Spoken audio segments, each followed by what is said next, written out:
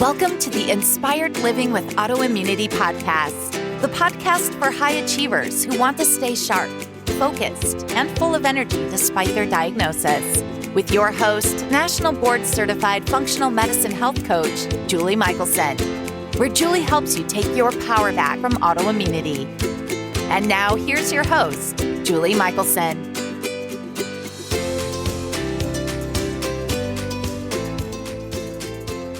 Welcome back to the Inspired Living with Autoimmunity podcast.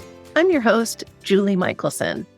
And today we're joined by Lisa Goldberg, nutritionist and weight loss coach, and also the author of Food Fight, Winning the Battle with Food and Eating to Achieve Sustainable Weight Loss. In today's conversation, we're focusing on identifying and shifting your mindset to create new patterns to sustain lifelong change. Even if you don't have extra weight to lose, listen in to learn about how we can shift the patterns that may be holding us back. Lisa, welcome to the podcast. Well, thank you. I'm so excited to be here and have this conversation with you today. I am beyond excited for our conversation, but I always love, mostly because I'm curious, I love to find out a little bit about your story because I always find it fascinating where life takes us. And so how did you become focused on this and create this approach that I'm guessing when you started was a different kind of approach? Oh, yeah, 100%. So my story started really as a freshman in college, as did so many women's stories start and their struggle with their weight.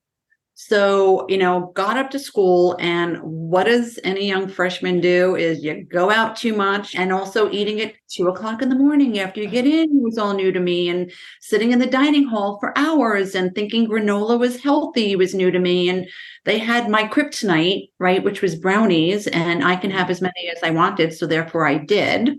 And it was just a whole different way of eating. And truthfully, in 2 months of being up at school, I literally gained like the 15 to 20 pounds. I remember getting off the plane for Thanksgiving and my mom picking me up, and and she couldn't help herself. She literally looked at me because I wasn't the kid that she dropped off, and she was like, "What the hell happened to you?" Right? Because I looked completely different. And, that's kind of where it all started for me. So right then and there, I was down in Florida with my parents for Thanksgiving, and I went on a diet. I mean, I ate no bread. I ate no butter. All of my salads had lemons, fresh squeezed lemon. All of my chicken and my fish was grilled plain, right? And it was just kind of like, that's where I started to diet. And eating that way, did I lose the weight? I sure did. But then, of course, when I got back to school, I went right back into what I was doing. So the weight came back, and then I discovered the Cambridge diet, right? The powder in the can.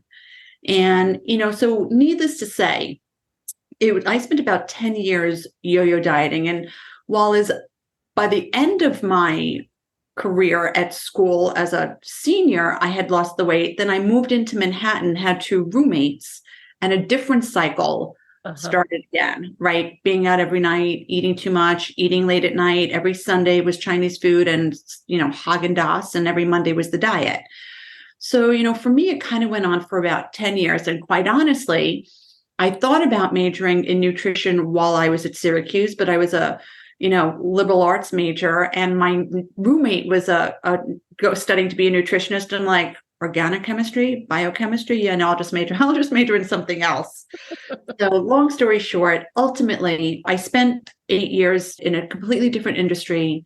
And over those years, just gained and lost the same amount of weight, became a personal trainer. And while I was a personal trainer, decided to go back for my master's degree in nutrition. And, when you go and you get a master's, you learn about protein, fat, carbs, and calories.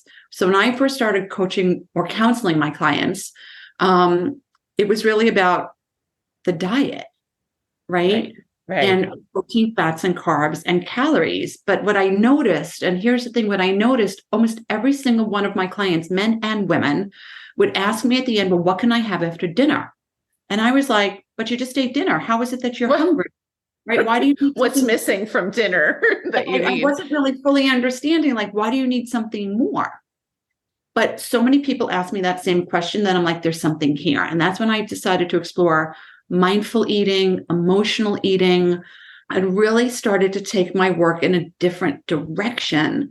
And what I recognized is so many people knew how to lose weight, but they all lost it in a way that was not sustainable for the long run.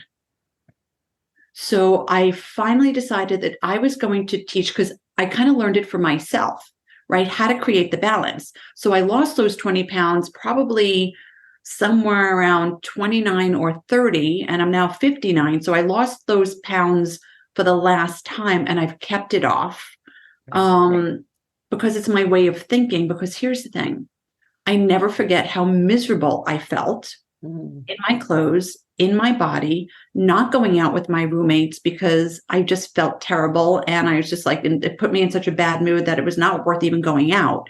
Right. So I stay connected to that. And that's a lot of what I teach my clients when I work with them, to not disconnect from where they were, but also to teach them how to eat in the life that they live without the restriction and the deprivation. Because I believe how you eat to lose the weight is how you have to stay eating to keep the weight off. So if you're somebody who thinks about keto or intermittent fasting or paleo or whatever it is, if you can't do that for the rest of your life, my suggestion is to find a way of being around food and eating where you can lose the weight, you don't feel restricted and deprived, and you can. And a lot of that is about changing how you think. Right. So you can change, because your behaviors will always follow your thoughts, right? Your actions follow your thoughts. Everything you do starts with a thought.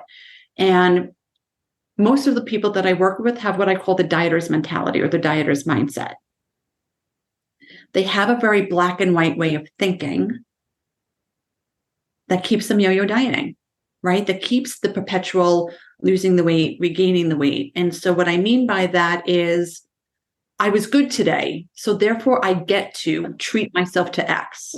Or I blew it earlier, so I may as well. Yeah. Or you step on the scale and it doesn't do exactly what you expected it to do. And the voice in your head says, what's the use? What's the point? Exactly. Yeah. Why?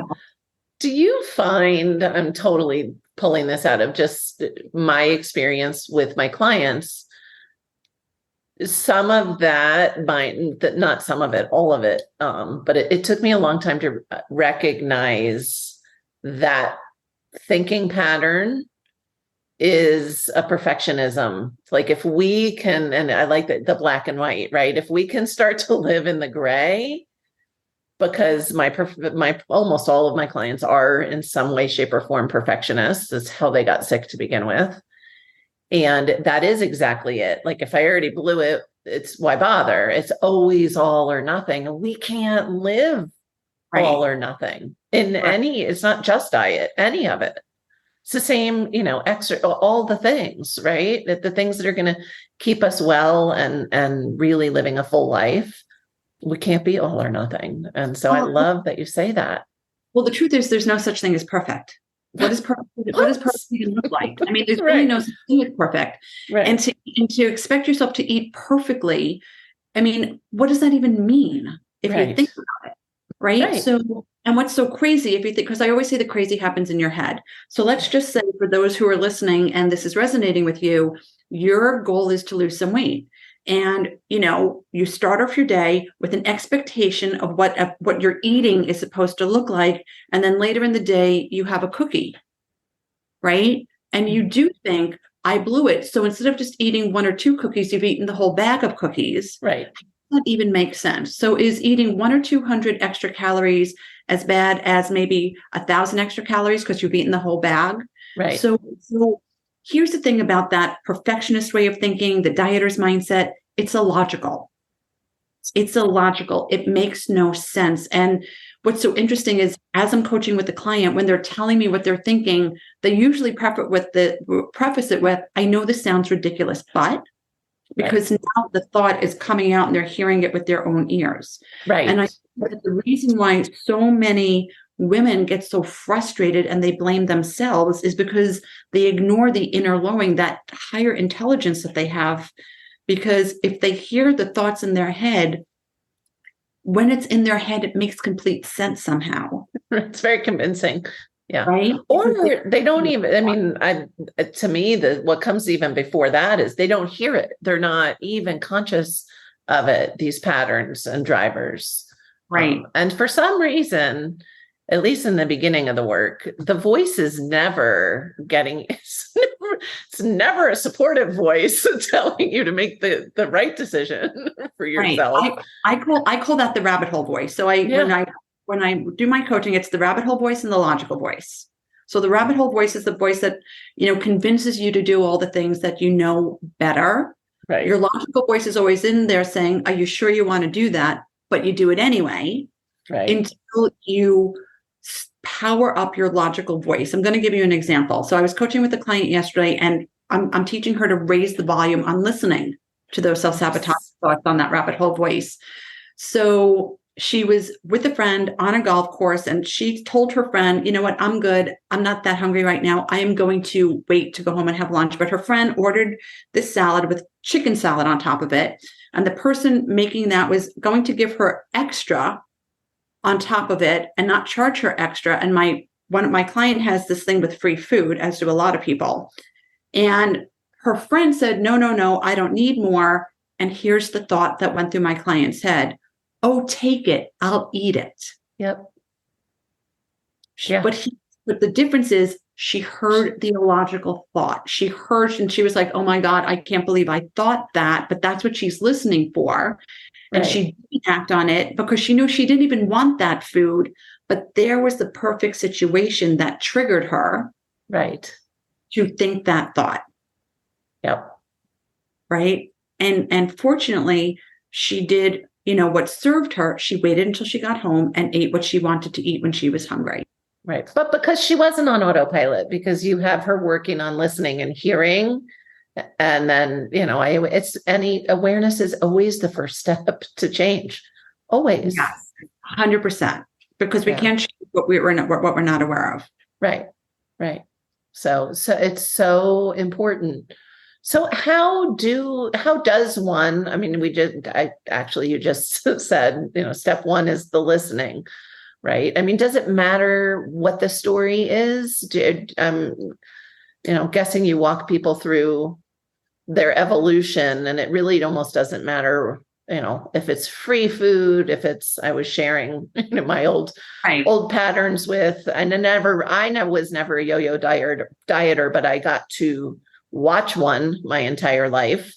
And it does impact. And I have I have two sons and a daughter, and my daughter is brilliant at pointing out when I say things about myself that she's like, well, that's not helpful to me. It's like, oh, thank you.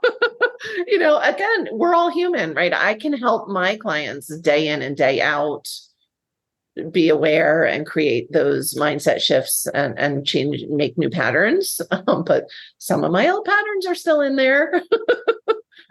So the beauty about the way you think is that you could change it. But first you have to notice that everybody has the ability to change their mind and their thinking. But like anything else, it takes work and effort. And more importantly, it takes practice, because anything we want to become good at, we need to practice. So it doesn't really matter. I always say with my clients, how your story started is different, but the thinking is all the same. Right. So some people might have a scarcity mindset where food was scarce growing up and they're always afraid to be hungry. Yeah. Right. Some people, it's a money connection. I have a client that I worked with where she always cleaned her plate. Right. Regardless of how full she was, she always cleaned her plate, because so many of us are told that children are starving somewhere on some continent. And we shouldn't waste food. At least people our age were definitely told that. Yep.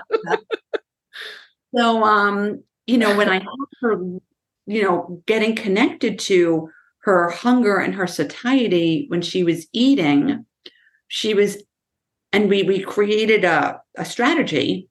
She was out for dinner. She did what, she took the coaching. She put her fork down. She was checking in with herself.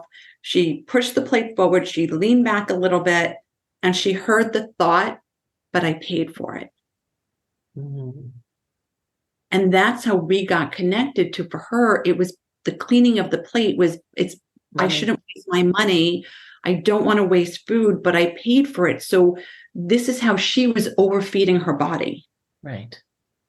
Isn't that amazing? Yeah, it is. I have my partner, so kudos to his parents, because I just, it was a new thing for me.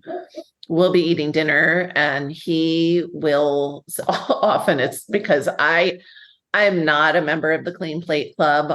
I was actually the kid who, I was skinny. So to me, like, skinny is a mean word to call somebody because, come to find out, I was celiac, but who knew? I wasn't absorbing nutrients. I ate a lot as a kid.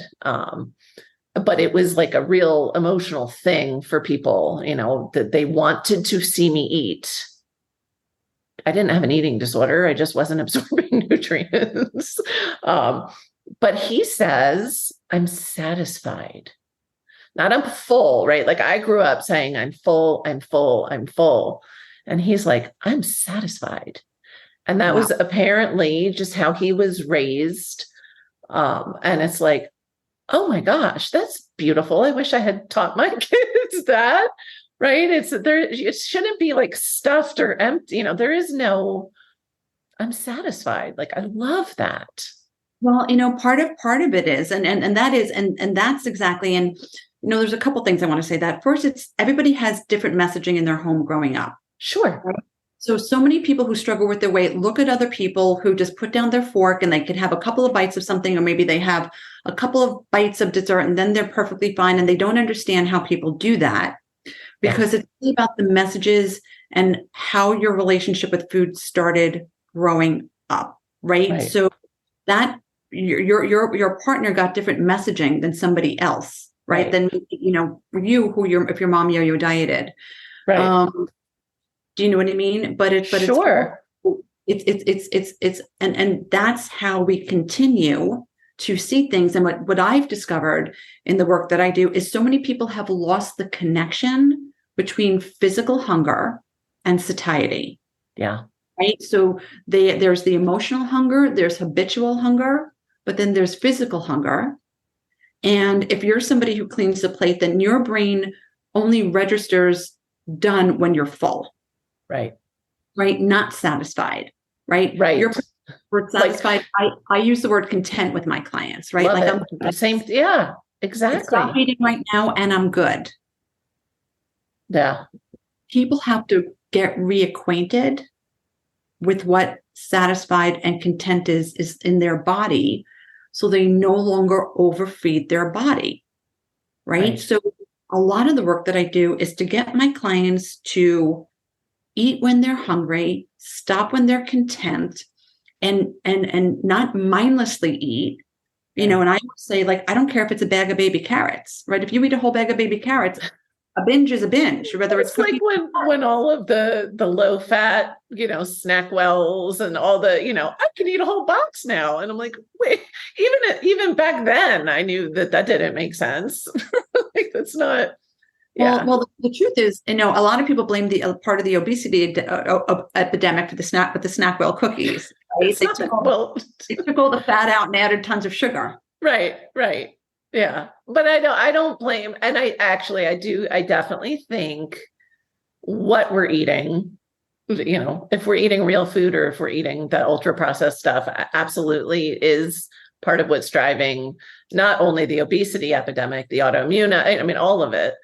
But if we can't change the patterns, we're never going to win. Even with because then people are just shifting from processed food to real food, but they're still don't have the tools to feed themselves well.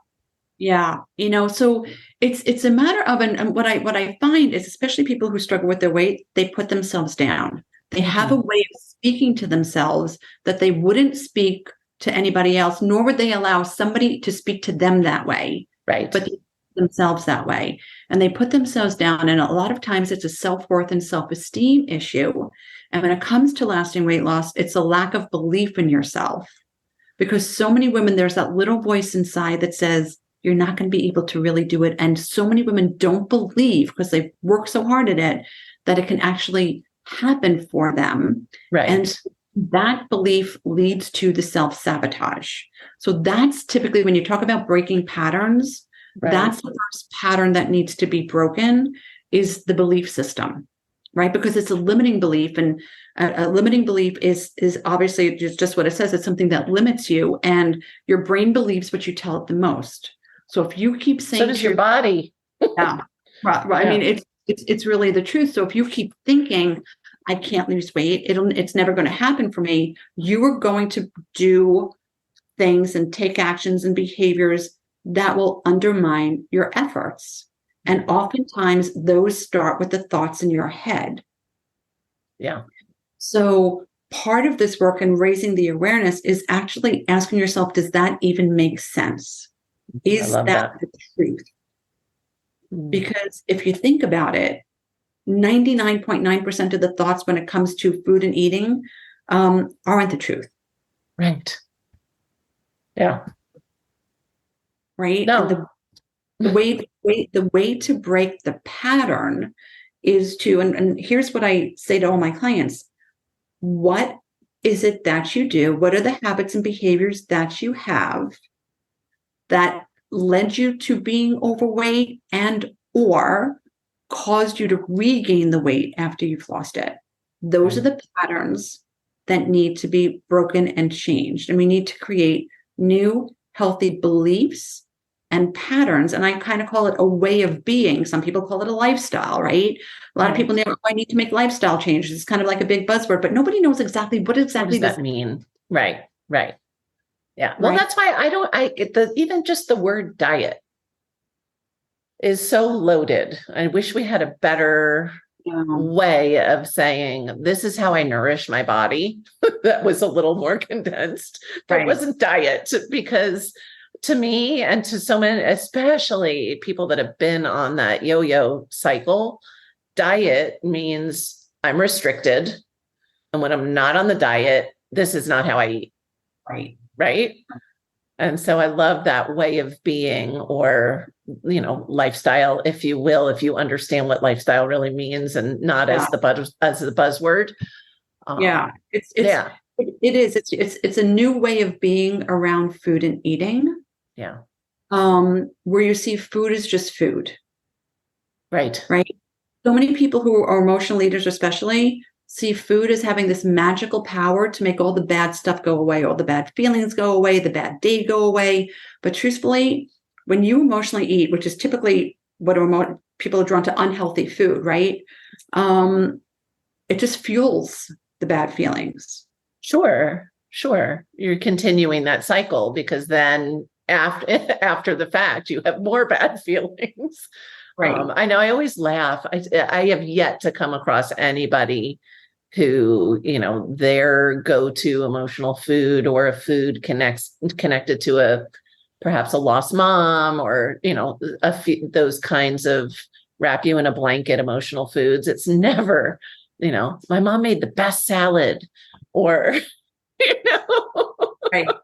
Right. Even a steak. I'm waiting for somebody to say, nothing like a steak fresh off the grill to make me remember my happy childhood memories. Or, it's always something that does not serve us.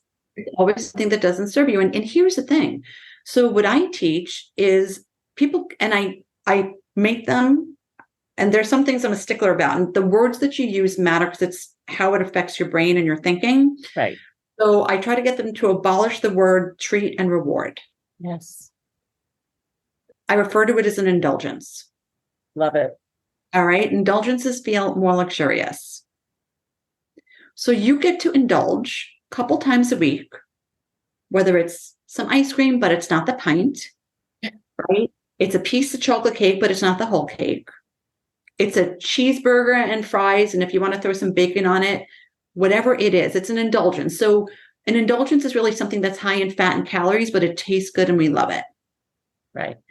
And so once or twice in a week, you can indulge yourself so you don't feel restricted or deprived. and you Important. can lose weight and or maintain the weight that you've lost. I had a client lose 50 pounds over 6 months, and every weekend she went for ice cream with her family. Love it. Right. But she was My clients are like, wait, Julie doesn't let me eat ice cream. Different. Only if you're dairy intolerant.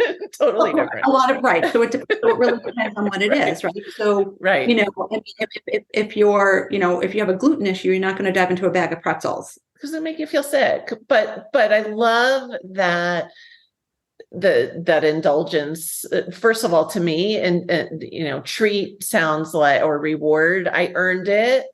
I'm going to get rid of all of that. Indulgence is just a conscious choice. I'm indulging. And I had actually, it's funny, the client, and maybe because I think the patterns sometimes are a little different with men. I have a client who in the beginning, it seemed like he was doing really well, but he was like a tiny bit here, a tiny bit there, a tiny bit here, a tiny bit there. And I finally was like, look, try, I just want really good, and then make a choice on the weekend to indulge in a choice, nothing sneaking, a choice. And it was just a very different, it was my, you know, first time with that, with a man, where, and it shifted. I mean, it was everything, because what it did for him was create that awareness that we always start with, but he somehow just wasn't connecting the dots. Well, here's an interesting thing with men, because I work with men as well. And so they don't like to think of themselves as emotional eaters, because men don't really think of themselves as being emotional. So they might say, you know, I stress eat. But, you know, a lot of men have the same patterns and the same, you know, relationship with food based on something that they saw in their family. I was going to say, they were still raised by whoever raised their sister. You're right. And so they do have those patterns, but they don't see it as emotional, and especially because men, you know, are taught not to be emotional or discuss their emotions, right? So, but they're human, they have emotions. So men use food to stuff down those emotions, because that's what emotional eaters do, right? They stuff or distract from those feelings with food. It's how they cope. But it's interesting when you say about sneaking. You know, when people are children, men or women, when they're children and they're worried about being judged, right? You said earlier, you know, people wanted to see you eat. And sometimes when people feel, you know, children feel like they're judged somehow for eating. Sure. It's because they're eating something that somebody's telling them they shouldn't be eating. So as children, they sneak. But interestingly, as adults, when I hear a client say, you know, I snuck or something like that, I'm like, well, who are you sneaking from? You're the one who's here doing the work. Right. Yeah. But here's the thing. They're sneaking from themselves. It's the pattern of behavior. Right. They feel like they're afraid to be judged, but they're their own worst self-judgers. Always.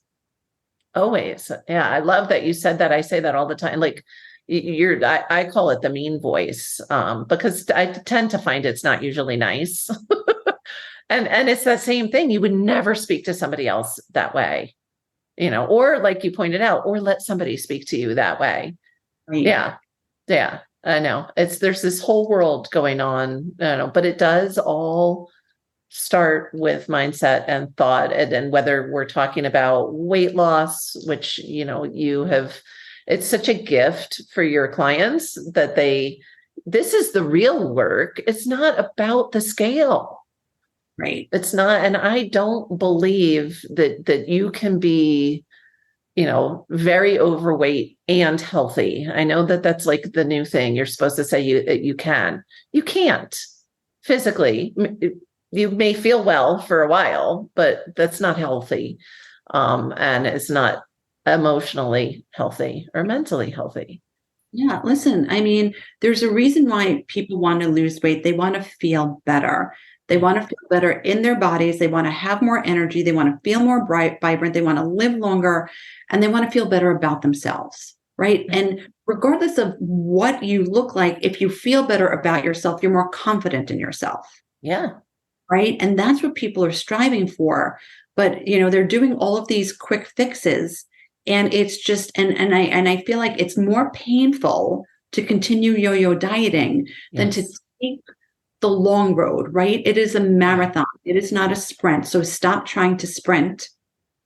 And it takes a while to change your mindset. Yeah. And change your thinking and break these patterns, especially if you've been repeating these patterns for 20 plus years or more. Right. You owe that to yourself. The beautiful part that I see, because I know I see it with my clients, you're changing generations by helping people shift their mindset, right? So, for the people that you're working with that have children, and even with their older children, they still can see it.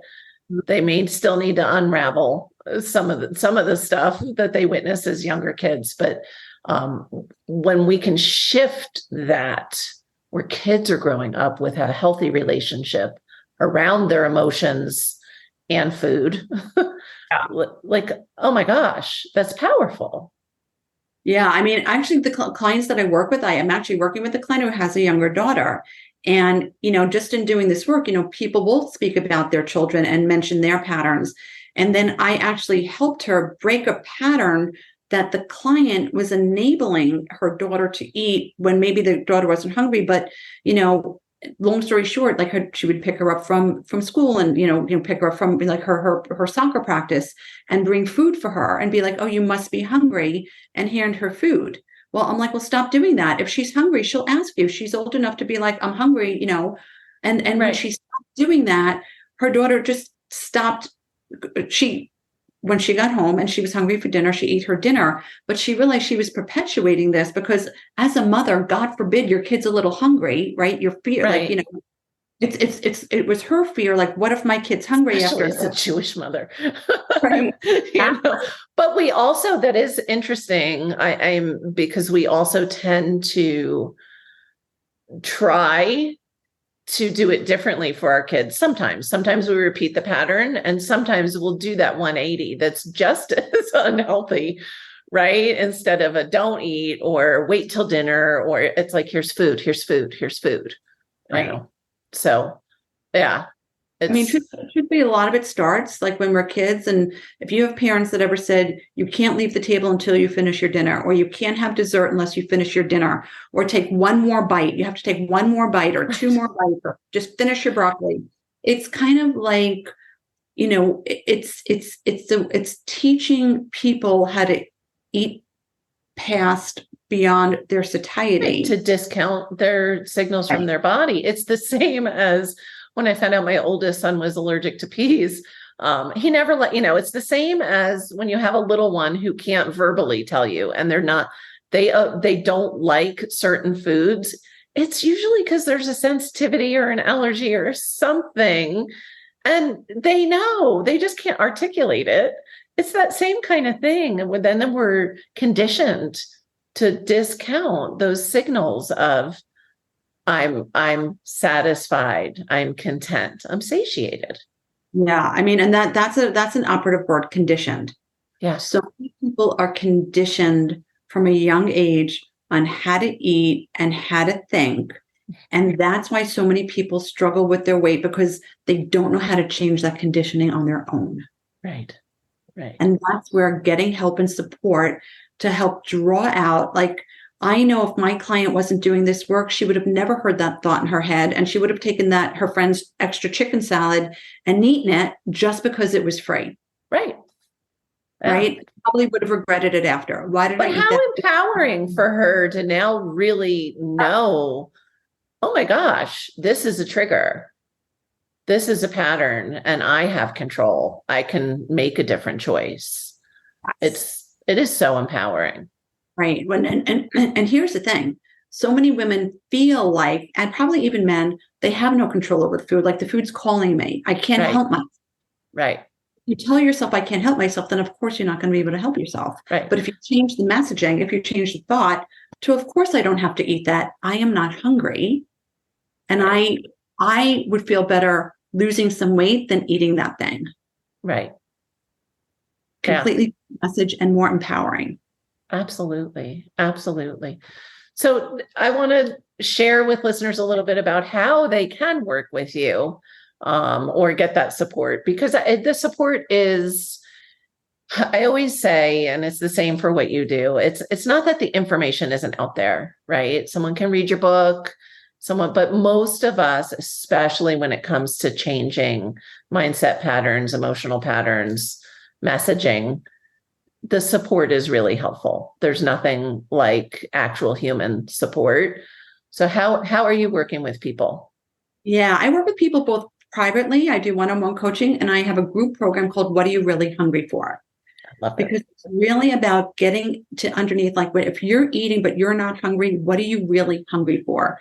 Is it emotional? Is it habitual? Like, what's going on for you? So either way, I work with clients. I do the mindset work. A lot of people like working in a community, which is what makes the group so valuable, because when you coach one, everybody else is nodding their head like, that's me too. Right. But you could find me at lisagoldbergnutrition.com, where I talk about both of my group coaching program and my private program.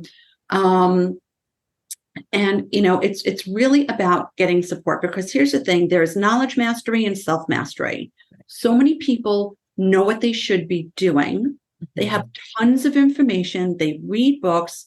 They'll do free challenges. They'll read the internet. So they know, they just don't know how to apply and implement it into their life consistently long enough to actually make the change. And that's where the accountability and the support and the guidance and getting the tools and the strategies come in for those long-lasting results. Because ultimately, I always say, I'm not just about helping you lose the weight. More importantly, I'm about helping you keep the weight off finally once it's gone. Right. That's the difference, right? And that's the gift. Amazing. So I can guess what you might say, but listeners are trained to listen for that one thing that they can do starting today to move the needle on their, I'll say, health, wellness, weight loss, whatever. This is all tied together. Okay. So what I'd say is try two things you could do. Start to listen to the thoughts in your head when it comes to food and eating. And if you are finding yourself opening the cabinet or the refrigerator, or you're driving past that, fast food restaurant that you tend to go into all the time, ask yourself, am I hungry? Am I thinking about food because I'm physically hungry? My body needs fuel. Like, I feel the hunger in my belly. If you are, go get something to eat. But if you're not physically hungry, like if you just ate an hour and a half ago, or 2 hours ago, what's happening for you? Why am I thinking about eating? Why am I feeling like eating? And listen to what you tell yourself about it. Listen to the story that you probably repeat over and over again. All right. That's going to help you with your gaining awareness of, are you eating for physical hunger or for something else? So like my group program is, what are you really hungry for? I love it. What are you really hungry for? And that we can take that. Then once you master that, you can take it so far beyond food. Exactly. And I love, it's back to that empowerment. Because once we do get this knack of identifying our stories, those running stories, and creating our new reality, it's kind of like, wow, I can't believe like that's been controlling me my whole life. Wow. Yeah. So I love it. Amazing. Your thoughts create your actions. So what you think, you will do. Yep. And your thoughts create your feelings. So if you're feeling a certain way, check in with what you're thinking. And if you don't like the way you're feeling, change the thought. Yes. Yes. Amazing. Lisa, thank you so much. You have shared amazing gold with us today. Thank you. Thank you for having me. It's just, the truth is, Julie, I love having these conversations because so many people need to hear this, and they need to recognize that there's nothing wrong with them, right? I love it. Something wrong with them. There's nothing wrong with you. You've just been conditioned to believe and behave in a certain way, and it's changeable. Just know that that's the truth. Amazing. For everyone listening, remember you can get the transcripts and show notes by visiting inspiredliving.show. I hope you enjoyed this episode as much as I did. There's a ton of value here. I'll see you next week. Thank you for listening to Julie Michelson's Inspired Living with Autoimmunity. Did you enjoy this episode? Please like, share, and subscribe wherever you listen to podcasts. If you'd like to get a transcript of this and every other episode, just head on over to inspiredliving.show or click on the link in this episode's description. There, you can also find everything we discussed in this episode, including links and information about our guest. You can even send in your questions to be answered by Julie in a future episode. That's inspiredliving.show. Until next time, this is Julie Michelson's Inspired Living with Autoimmunity podcast, helping you take your power back.